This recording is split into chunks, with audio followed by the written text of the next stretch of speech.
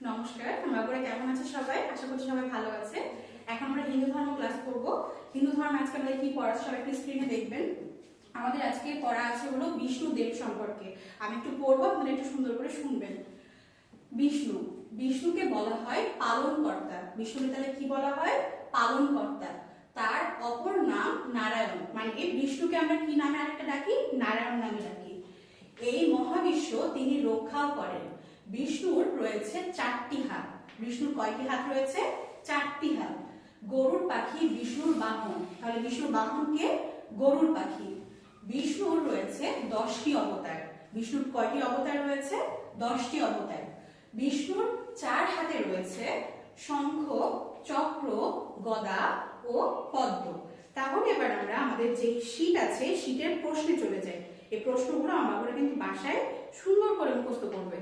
তো আমি একটু বলবো, সবাই সুন্দর করে আমার সাথে বলবেন। ক নম্বর প্রশ্নে কি আছে? পালনকর্তা বলা হয় কাকে? বিষ্ণুকে। বিষ্ণুর কয়টি হাত? 4টি হাত। বিষ্ণুর বাহন কি? গরুড় পাখি। বিষ্ণুর কয়টি অবতার রয়েছে? 10টি। বিষ্ণুর 4 হাতে কি রয়েছে? শঙ্খ, চক্র, গদা ও পদ্ম। এই প্রশ্নগুলো আমরা বাসায় সুন্দর করে মুখস্থ করে নেবে। আজকের পড়া এইটুকুই। সবাই ভালো থাকবেন। নমস্কার।